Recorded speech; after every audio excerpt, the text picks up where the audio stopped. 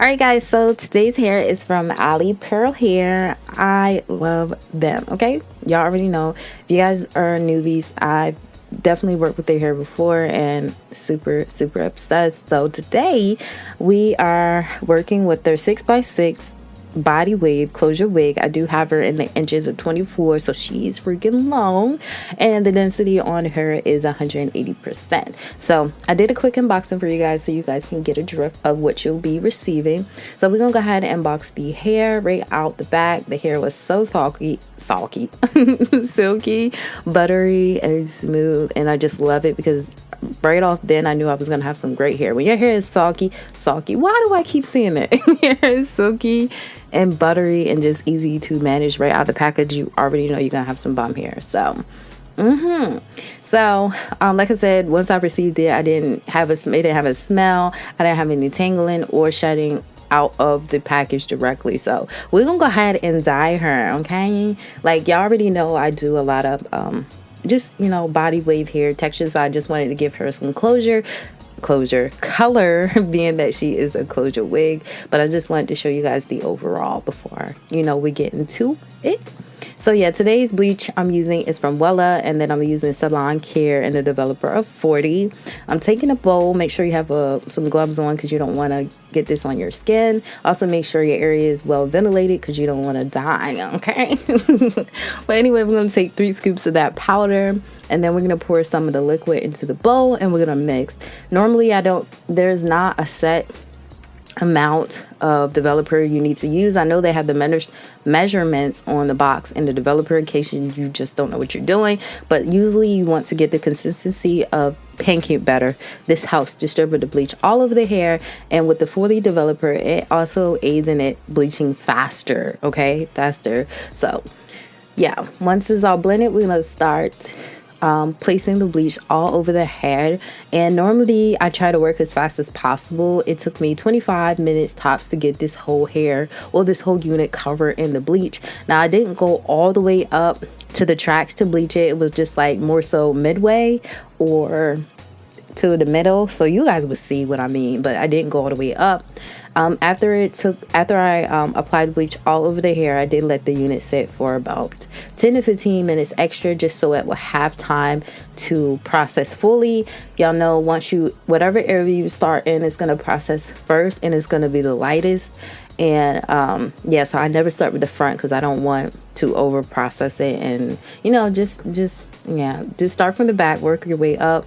Just don't be taking your time, because if one section processes faster than the other, you could risk over processing and losing or destroying the unit. I've done it before, so I would say work fast. Make sure you already have your mixtures pre-mixed so you can, you know, move as quickly as possible.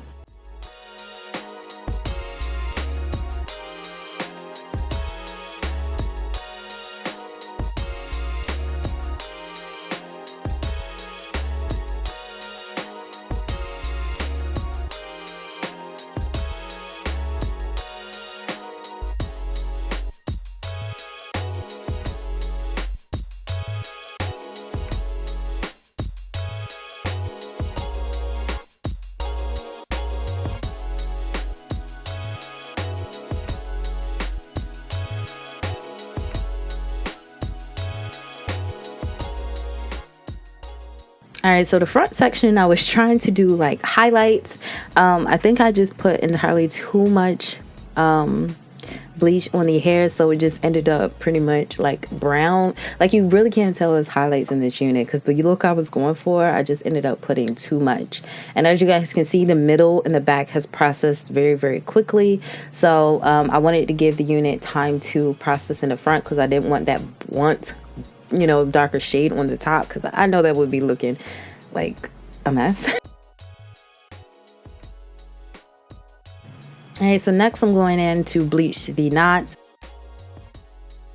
You want to make sure that your consistency for bleaching the knots is actually pasty. If you have it liquidy, I mean, I can work with it, but it's actually harder because the liquid, you know, seeps onto the lace and then actually gets on the strands with the roots of the hair, and it could be blonde, so you would have blonde knots and blonde roots, and you could just be looking a mess.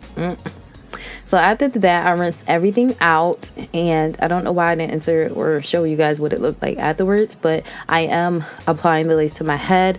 Off camera, I did tint the lace and then go ahead and cut off the lace as well.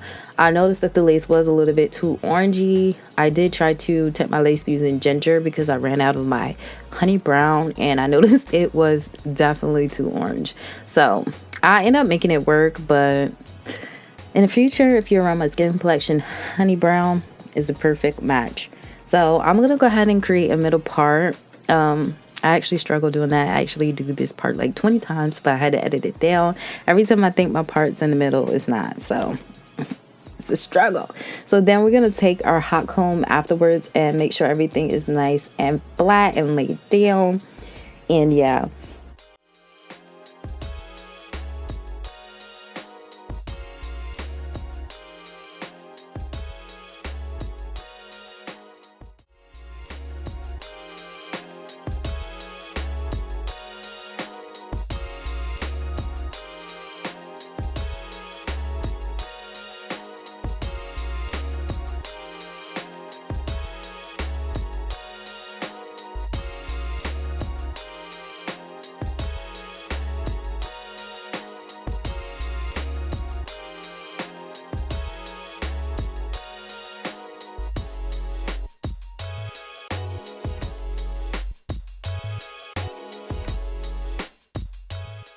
I actually left this conditioner well, after washing it out and bleaching it and whatever, I left the conditioner to sit in it for about 2 days, only because all the bleaching I did, I just wanted to make sure it was nice and rejuvenated and not damaged, and the hair was still silky soft as if I received it.